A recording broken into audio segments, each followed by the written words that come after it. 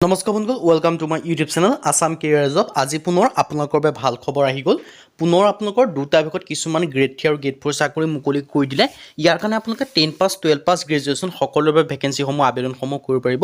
10 পাছৰ কাৰণে বেলেগ ভেকেন্সি আছে 12 পাছৰ কাৰণে বেলেগ ভেকেন্সি আছে গ্ৰেজুৱেচনৰ কাৰণে বেলেগ ভেকেন্সি আছে দুটাকৈ বিভাগৰ কথা ভেকেন্সি এই ভিডিঅ'ত ডিসকাস কৰা হ'ব সো আপোনালোকে এটা বিভাগ চাই স্কিপ কৰি নাযাব সেইকাৰণে আপোনালোকে এমটিএছৰ ভেকেন্সি হ'ব পিয়ন আৰু চকীদাৰৰ ভেকেন্সিও দেখিবলৈ পাব লগতে আপোনালোকে junior assistant library assistant and আপোনালোকে বহুখিনি আপোনালোকে ভেকেন্সি দেখিব সো আপোনালোকে ভিডিঅ শেষলৈকে চাব অকনো স্কিপ নকৰিব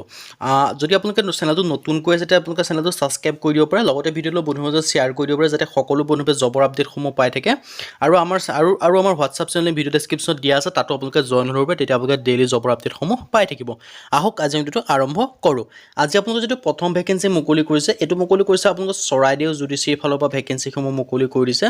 পাঁচটা প্ৰসেস সাৰ্ভাৰৰ ভেকেন্সি মুকলি কৰিছে আপোনালোকে প্ৰথম বিভাগ হয় অন্যটা আৰু এটা বিভাগৰ কথা ভেকেন্সি আছে তাত আপোনালোকে কিছুমান গ্ৰেড 3 গ্ৰেড 4 দেখিবলৈ পাব এটো আপোনালোকৰ প্ৰথমটো বিভাগ হয় যিকোনো চৰাইদেউ জুডিচিয়াৰীত চাকৰি কৰিব বিচাৰে প্ৰসেস সাৰ্ভাৰৰ তেওঁলোকৰ বাবে এটা বৃহৎ অপৰচুনিটি আহিছে আৰু ইয়াত আপোনালোকে অসমৰ সকলো ডিস্ট্ৰিক্টৰ সকলো কেন্দ্ৰ আবেদনসমূহ কৰি ল'ব পাৰিব ইয়াত আপোনালোকে দেখিছে ডিস্ট্ৰিক্ট সেশন জজ চৰাইদেউৰ পৰা মুকলি কৰিছে আৰু লাষ্ট ডেটটো দিয়া আছে 8/11/2024 মানে নৱেম্বৰ মাহৰ 8 তাৰিখ পৰ্যন্ত আপোনালোকে ভেকেন্সিসমূহৰ কাৰণে আবেদনসমূহ কৰি ল'ব পাৰিব আৰু ইয়াৰ কাৰণে আপোনালোকৰ ইউআৰ কেটেগৰীৰ কাৰণেও আছে ৰিজাৰ্ভেশ্যনো পাব ওবিসি কাৰণে দুটাকৈ এসসি কাৰণে এটাকৈ আপোনালোকৰ ৰিজাৰ্ভেশ্যন সমূহ পাব লগতে স্কেল অফ পে আপোনালোকৰ 14000 পৰা 70500 টকা পৰ্যন্ত লাভ কৰিব আৰু ইয়াত আপোনালোকৰ গ্ৰেড পে হ'ব 5200 টকা বাকিখিনি মানে যোগ কৰি মোটামুটি আপোনালোকে 20 পৰা 25000 আপোনালোকে এলচালেসমূহ লাভ কৰিবলৈ আপোনালোকে দেখিব পাব আৰু এটা আপোনালোকৰ বৃহৎ অপৰচুনিটি আপোনালোকৰ বাবে আহিছে সো আপোনালোকে আবেদনসমূহ কৰি ল'ব পাৰিব এই যেটো চৰাইদেউ জুডিচিয়াৰী ফালৰ পৰা ৰিক্ৰুটমেন্টটো আহিছে তাত আপোনালোকে আবেদনসমূহ কৰি ল'ব পাৰিব আৰু এটা আপোনালোকৰ বৃহৎ অপৰচুনিটি আছে আপোনালোকৰ প্ৰথম বিভাগ অন্যটা আৰু এটা বিভাগো ভেকেন্সি মুকলি কৰিছে গ্ৰেড 3 গ্ৰেড 4 হেতু আপোনালোকে চাই ল'ব পাৰে ভিডিঅ'টো শেষলৈকে চাব তেতিয়াহে আপোনালোকে গম পাব আৰু ইয়াত আপোনালোকে দেখিব পাৰিছে স্কেল অফ পেটো আপোনালোকক কৈছোৱে আৰু বেসিক পেটো কৈছো আৰু লগতে ইয়াত আপোনালোকে এই যিসমূহ ভেকেন্সি তাত আপোনালোকে এই ৰিলেক্সেশ্যন সমূহ লাভ কৰিব এসসি এসসি কাৰণে 5 বছৰ কৰি লাভ কৰিব ওবিসি কাৰণে 3 বছৰ পিডব্লিউডি বিডি কাৰণে আপোনালোকে 10 বছৰ কৰি এই ৰিলেক্সেশ্যন সমূহ লাভ কৰিব লগতে আপোনালোকৰ যেটো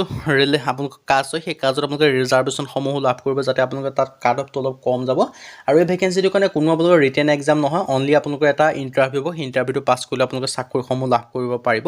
এটা আপোনালোকৰ বাবে বৃহৎ অপৰচুনিটি সো আহিছে আপোনালোকক আহিছে সো আপোনালোকে ভিডিঅ'টো শেষলৈকে চাব আৰু এপ্লাইসমূহ কৰি ল'ব পাৰিব আৰু এপ্লাইসমূহ কেনেদৰে কৰিব মই সেই কথা আপোনালোকক জনাই দিম ইয়াত আপোনালোকে দেখিব সিটিজেনশিপ ইণ্ডিয়ান হ'ব লাগিব লগতে আপোনালোকৰ এমপ্লয়মেন্ট এক্সন ৰেজিষ্ট্ৰেচনখন থাকিব লাগিব আৰু এজ লিমিট 18 পৰা 40 বছৰ হয় আৰু লগতে আপোনালোকৰ যিসমূহ এসসি এসটি হয় তেওঁলোকে 45 লৈকে পাৰিব ওবিসি কাৰণে 3 বছৰ 43 লৈকে পাৰিব আৰু ইয়াত আপোনালোকে দেখিব আছে এডুকেশ্যন কোৱালিফিকেশ্যন বিচাৰিছে গ্ৰেজুৱেচন পাছ কৰিব লাগিব বিএ বিএসসি বিকম কোনবা এটা হ'লে হ'ল যদি আপোনালোকে পাছ কৰিছে তেতিয়া আপোনালোকে আবেদনসমূহ কৰিব পাৰিব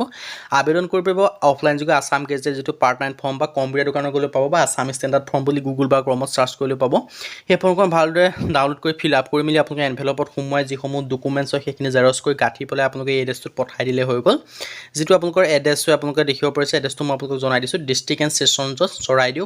post office Sonari pin 785690 Assam এই এড্ৰেছটো আপোনালোকে পঠাই দিলে আপোনালোকৰ আবেদনসমূহ হৈ যাব বাকি আপোনালোকৰ 13 ছেপ্টেম্বৰ পৰা আবেদন ষ্টাৰ্ট হৈছে 8 নৱেম্বৰটো লাষ্ট ডেট হয় বাকি আপোনালোকৰ যেটো চৰাইদেউ জুডিচিয়াৰী যেটো অফিচিয়েল ৱেবছাইট আছে চৰাইদেউ জুডিচিয়াৰী যেটো অফিচিয়েল ৱেবছাইট আছে তাত আপোনালোকৰ আবেদনৰ যেটো আপোনালোকৰ ইন্টাৰভিউ সম্পৰ্কে সকলোখিনি আপডেট সেই যেটো অফিচিয়েল ৱেবছাইট আছে তাত আপোনালোকে পাই থাকিব এটো আপোনালোকৰ বাবে বৃহৎ অপৰচুনিটি হয় ইয়াৰ যেটো পিছত ভেকেন্সি মুকলি কৰিছে এটো মুকলি কৰিছে আপোনালোকৰ মাধৱদেৱ ইউনিভাৰ্চিটিৰ ফালৰ পৰা ইয়াত আপোনালোকে মই আপোনালোকক যিকেইটা গ্ৰেড 3 গ্ৰেড 4 ভেকেন্সি মই সেইকেইটা আপোনালোকক জনাই দিছো ইয়াৰ যেটো জুনিয়ৰ এছিষ্টেণ্টৰ গ্ৰেড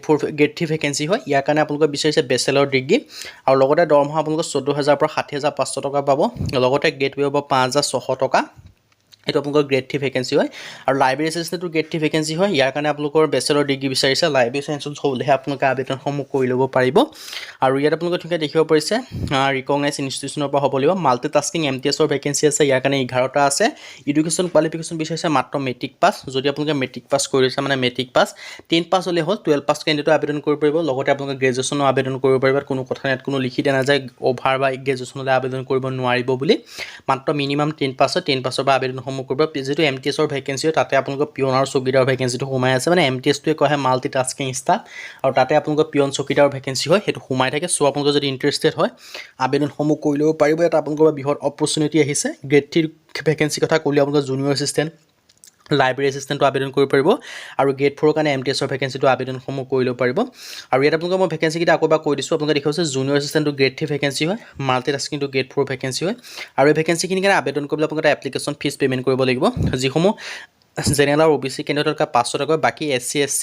কেণ্ডিডেটৰ কাৰণে 375 টকাকৈ পে'মেণ্ট কৰিব লাগিব মানে আপোনালোকৰ যিটো ডিমাণ্ড ড্ৰাফ্ট হয় ডিমাণ্ড ড্ৰাফ্টটো কাটি ৰিচিপ্টটো আপোনালোকে এপ্লিকেশ্যন ফৰ্মৰ সৈতে গাঁঠি পেলাই সেই যিটো দ্য ৰেজিষ্টাৰ মাধৱদেৱ university 9 post office Dikrong district Lakhimpur Assam এই এড্ৰেছত আপোনালোকে এনভেলপ যোগে পঠাই দিব লাগিব আপোনালোকৰ এপ্লিকেশ্যন ফৰ্মৰ সৈতে তেতিয়া আপোনালোকে আবেদনসমূহ কৰি হৈ যাব আৰু আবেদনসমূহ অন্তিম সময় হৈছে 17 অক্টোবৰৰ আগত আপোনালোকে আবেদনসমূহ কৰি ল'ব লাগিব